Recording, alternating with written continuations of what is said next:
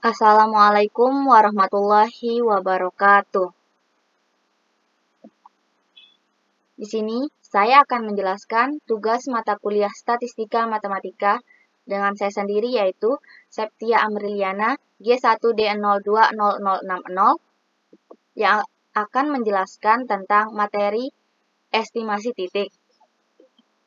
Pada estimasi titik sendiri menjelaskan beberapa subbab yaitu teori estimasi, metode momen, maksimum likelihood estimator, metode kuadrat terkecil, dan estimator Bayes. Teori estimasi sendiri yaitu dari populasi akan menghasilkan variabel acak yang dimana tiap elemen populasi mempunyai kemungkinan yang sama untuk terpilih dalam sampel.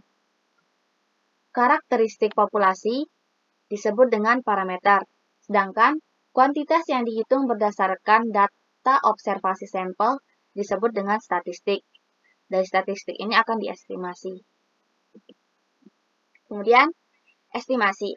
Estimasi sendiri adalah penentuan nilai yang diperoleh dari data sampel dan digunakan sebagai pengganti nilai parameter yang tidak diketahui. Estimasi dibagi menjadi dua, yaitu estimasi titik dan estimasi selang. Estimasi titik di sini selalu dalam estimasi selang. Estimasi titik adalah penentuan sebuah nilai yang diperoleh dari data sampel. Kemudian, estimasi titik dibagi lagi menjadi dua, yaitu pendekatan klasik dan pendekatan teori keputusan. Pendekatan klasik ini estimasi yang berdasarkan informasi sampel dari populasi berdistribusi tertentu. Ada metode momen, maksimum likelihood, least square, dan estimator Bayes. Sedangkan pendekatan teori keputusan berdasarkan kombinasi informasi dan aspek lain yang relevan. Beberapa hal dalam estimasi. Yang pertama ada parameter, kemudian ada statistik, yang ketiga ada estimator, yang keempat ada estimasi.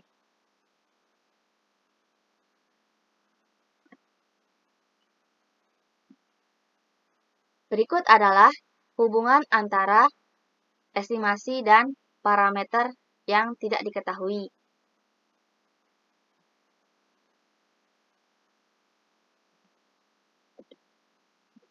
Contoh estimasi. Yang pertama ada sampel normal X bar diestimasikan menjadi nilai mu atau mean. Kemudian sampel normal S kuadrat diestimasikan menjadi sigma yaitu standar deviasi. Kemudian ada sampel Poisson diestimasikan menjadi rate atau lambda. Yang terakhir ada sampel binomial epsilon diestimasikan menjadi probabilitas P. Estimasi titik menentukan suatu nilai dugaan untuk parameter populasi. Bagaimana mengestimasi parameter populasi? Theta. Bagaimana mengetahui bahwa penduga atau estimator yang didapatkan merupakan estimator yang baik?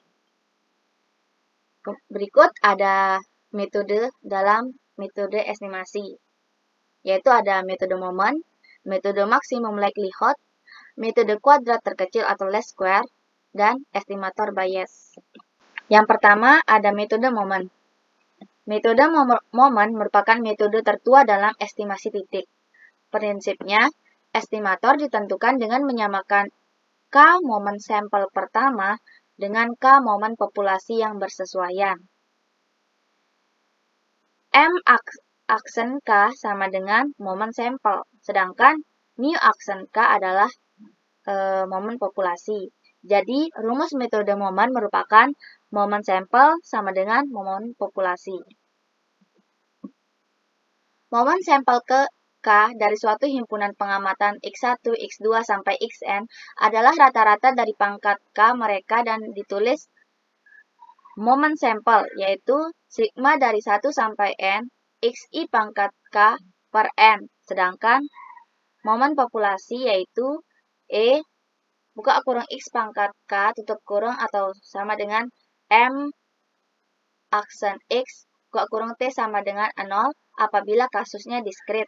Sedangkan untuk momen populasi kasusnya kontinu yaitu mu aksen K sama dengan integral dari min tak hingga sampai tak hingga X pangkat K fx dx, di mana K sama dengan 1, 2, sampai P. P di sini merupakan banyaknya parameter populasi. Contoh pertama. Diketahui sampel acak berukuran N dari populasi seragam atau uniform dengan beta sama dengan 1, gunakan metode momen untuk mengestimasi parameter A. Solusinya yaitu, pertama, kita harus menyelesaikan M aksen 1 sama dengan mu aksen 1, di mana M aksen 1 sama dengan X bar dan mu aksen 1 sama dengan alfa plus beta per 2 sama dengan, kan betanya sudah diketahui yaitu 1, sehingga alfa plus 1 per 2. Sehingga didapatkan yaitu menggunakan rumus metode momen, kan momen populasi sama dengan momen sampel, yaitu X bar sama dengan alfa plus 1 per 2. Atau bisa juga kita tulis estimasi A sebagai berikut, yaitu estimasi A sama dengan 2X bar dikurangi 1. Selanjutnya ada definisi distribusi seragam atau uniform, di mana sebuah variabel acak X memiliki distribusi seragam atau uniform apabila variabel acak seragam kontinu jika dan hanya jika kepadatan probabilitasnya sebagai berikut, yaitu seperti ini. Kemudian ada teorema pertama, yaitu rata-rata dan variansi distribusi uniform atau seragam, di mana rata-ratanya memiliki rumus yaitu mu sama dengan alfa plus beta dibagi 2. Kemudian, sedangkan variansinya itu sigma kuadrat sama dengan 1 per 12 buka kurung beta min alfa tutup kurung dipangkatkan 2. Berikut bukti dari teorema pertama yang tadi tentang rata-rata dan variansi distribusi seragam atau uniform, di mana mu sama dengan 1 per 2 alfa plus beta tutup kurung. Sama seperti ini. Ini kan yang mu sama dengan alfa plus beta per 2. Ini kita keluarkan sehingga menjadi 1 per 2 buka kurung alfa plus beta. Kemudian variansinya kan sigma kuadrat sama dengan 1 per 12 beta min alfa tutup kurung dikuadratkan. Untuk bukti yang pertama tentang rata-ratanya yaitu mu sama dengan dikalikan X. Kemudian ini kita menggunakan integral dari alfa sampai beta X dikali 1 per beta min alfa dx. Kemudian beta kuadrat min alfa kuadrat ini kita jabarkan sehingga menghasilkan beta min alfa dan beta plus alfa. Beta min alfa kan bisa dicoret karena bisa dibagi dengan ini, sehingga menghasilkan 1 per 2 alfa plus beta. Kemudian, sedangkan untuk variansinya, X kuadrat sama dengan integral dari A sampai B, X kuadrat 1 per beta min alfa dx, di mana beta pangkat 3 kan setelah diintegralkan akan menghasilkan beta pangkat 3 per alfa pangkat 3 per 3 buka kurung beta min alfa tutup kurung. Kemudian ini dijabarkan sehingga menghasilkan ini ya. Kemudian ini bisa dicoret kan.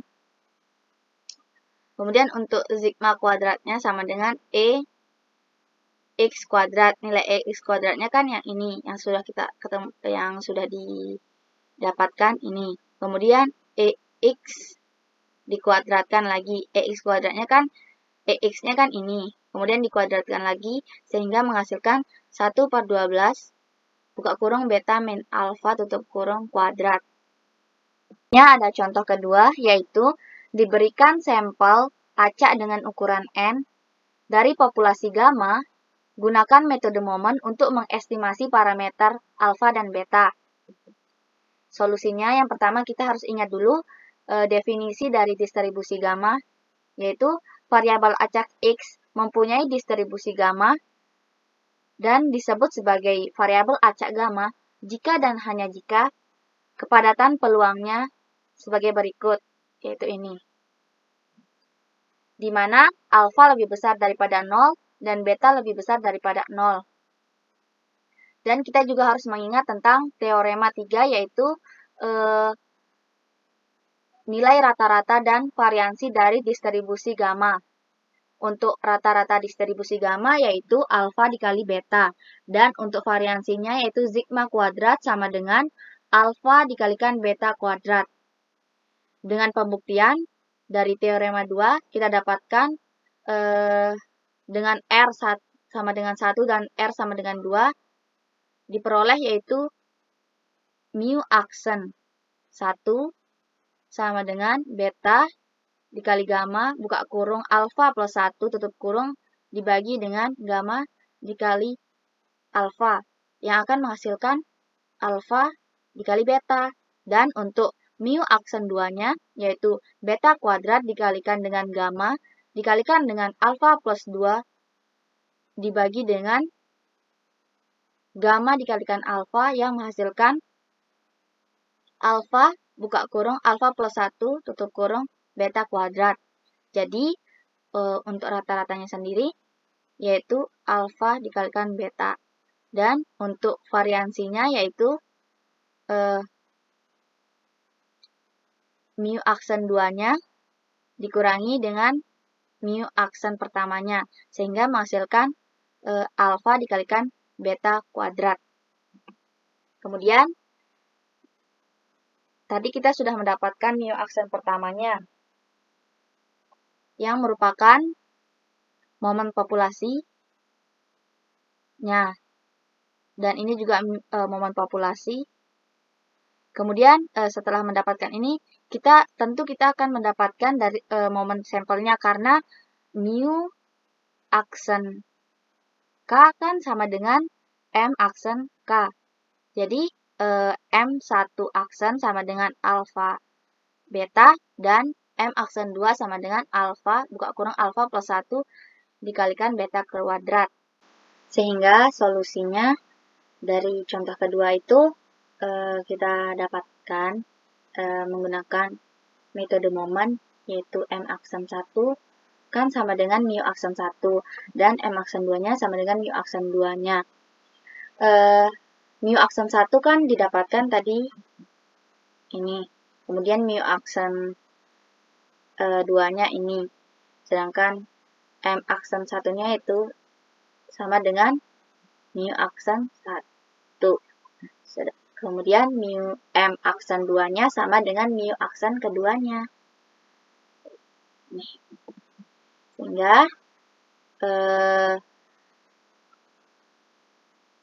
Sehingga kan sama antara mu aksen 1 dan M aksen 1 dan mu aksen 2 dengan M aksen 2. Dan kemudian alfa dan beta diestimasi dua parameter tersebut dalam distribusi gamma, sehingga alfa topi atau parameter A didapatkan seperti ini dan beta topi atau parameter B didapatkan seperti ini. Karena M aksen 1 sama dengan ini atau sama dengan X bar sesuai dengan rumus yang awal tadi dan M aksen 2-nya sama dengan ini, kita dapat menuliskan parameter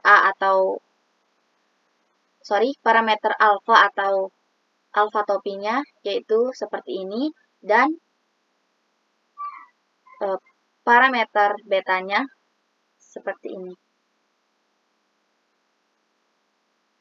Inilah estimator alfa dan beta. Kemudian ada contoh yang lainnya, di mana diberikan suatu sampel acak berukuran N dari suatu populasi berdistribusi eksponensial.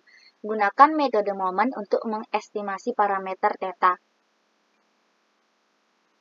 Fx sama dengan 1 per theta E pangkat min X per theta, di mana X lebih besar dari 0 dan 0 yang lainnya. Ingat definisi distribusi eksponensial, di mana variabel acak X mempunyai distribusi eksponensial dan disebut sebagai variabel acak distribusi eksponensial jika dan hanya jika kepadatan peluangnya sebagai berikut, di mana tetanya lebih besar daripada 0. Kolorinya juga untuk rata-rata dan variansi dari distribusi eksponensialnya, rata-ratanya sama dengan mu sama dengan theta, sedangkan untuk variansinya yaitu sigma kuadrat sama dengan theta kuadrat. Jadi menggunakan metode momen didapatkan mu aksen 1 sama dengan theta. Mu aksen 1 ini kan momen populasinya. Sedangkan untuk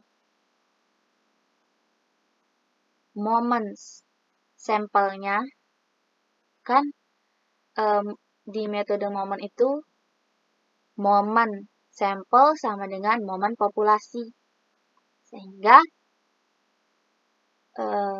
untuk momen sampelnya yaitu ini rumus momen sampelnya, sedangkan untuk momen populasinya theta. Sehingga didapatkan yaitu parameter dari theta atau theta topi yaitu X bar. Selanjutnya ada metode maksimum likelihood. Jika X1, X2, sampai Xn adalah nilai-nilai pengamatan dari suatu sampel acak dari populasi dengan parameter theta, maka fungsi likelihood sampel diberikan sebagai berikut. L buka kurung theta tutup kurung sama dengan fungsi X1 sampai Xn dengan theta. Ini ekuivalen dengan ini, yaitu Pi dari I sama dengan 1 sampai N dikalikan dengan F, Xi, dan theta. Metode ini meliputi memaksimumkan fungsi likelihood berkaitan dengan theta. Contoh, diberikan suatu sampel acak berukuran N dari suatu populasi berdistribusi eksponensial. Gunakan metode maksimum likelihood untuk mengestimasi parameter theta. Ini merupakan definisi dari distribusi eksponensial. Oke. Kemudian, ini rumus dari metode memaksimumkan likelihood itu yang ekuivalen dengan ini. Kemudian, kita substitusikan dengan definisi dari eksponensial distribusi eksponensial sendiri. Yang ini kan pangkat N bisa menjadi theta dipangkatkan min N.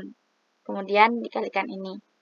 Kemudian ditransformasikan ke logaritma ln yang menghasilkan ln L buka kurung theta tutup kurung sama dengan min N ln theta dikurangi 1 per theta dikalikan dengan sigma dari I sampai N Xi. Kemudian untuk memaksimumkan ini kita turunkan jadi do ln L theta per do theta sama dengan min N per theta ditambah 1 per theta kuadrat dikalikan dengan sigma dari I sampai N Xi. Do ln L theta per do theta sama dengan 0. Ini kan kita tahu hasilnya yang ini. Sama dengan 0, sehingga parameter dari theta topi sama dengan X bar. Selanjutnya, ada contoh lainnya pada example 17 dan 18. di mana kita akan membahas example ke-18. Jika X1, X2 sampai Xn adalah nilai suatu sampel acak yang berasal dari suatu populasi berdistribusi normal dengan parameter mu dan variansi sigma kuadrat, tentukan estimator parameter mu dan sigma kuadrat dengan metode maksimum likelihood. Untuk pertama kan kita ketahui bahwa distribusi normal fungsi kepadatan peluangnya sebagai berikut yang ini ya. Kemudian langkah yang pertama yang harus kita lakukan adalah untuk menentukan estimator parameter mu dan sigma kuadrat dengan metode maksimum likelihood adalah menentukan fungsi likelihood sebagai berikut. Ini kan rumus dari metode maksimum likelihood-nya yang ekuivalen dengan ini. Kemudian ini merupakan ini. Sehingga didapatkan ini. Kemudian selanjutnya untuk mempermudah dalam proses memaksimumkan fungsi likelihood, maka ditentukan fungsi logaritma natural dari fungsi likelihood sebagai berikut. Yang ini kita transformasikan ke fungsi logaritma natural atau ln, sehingga menghasilkan ini. Kemudian fungsi ini kita turunkan parsial terhadap mu dan sigma kuadrat, sehingga didapatkan ini dan ini. Untuk ini turunan dari mu-nya dan ini turunan dari sigma kuadratnya. Kemudian dari hasil yang ini dan ini untuk turunan mu dan sigma-nya dibentuklah persamaan 1 dan persamaan 2. Kemudian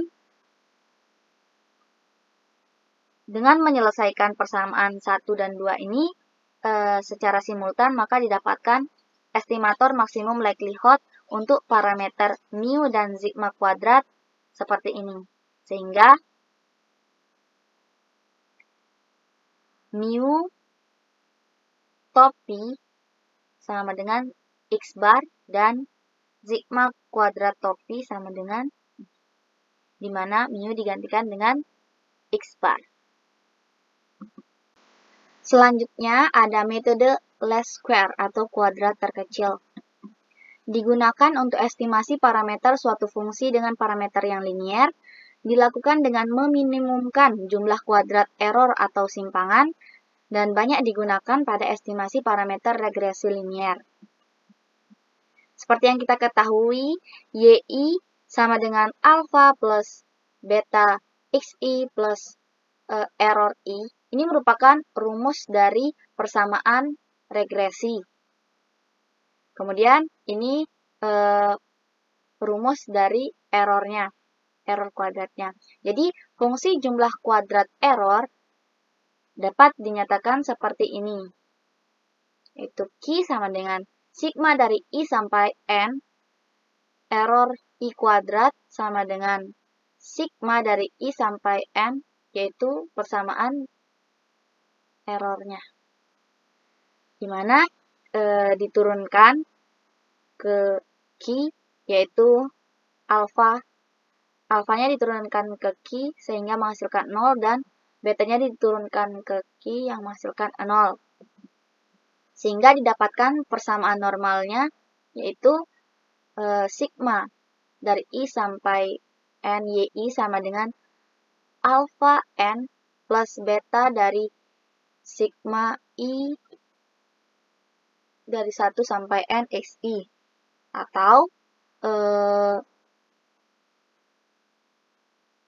Atau bisa juga sigma dari I sampai N XI YI sama dengan alpha sigma dari I sampai N XI dan beta dari I sama dengan 1 sampai N XI kuadrat. Ini untuk XI YI dan ini untuk YI. Kemudian didapatkan estimasi parameter B estimatornya sebagai berikut. Sedangkan untuk yang alfanya seperti ini. Dari rumus-rumus yang didapatkan sebelumnya. Cukup sekian yang bisa saya sampaikan.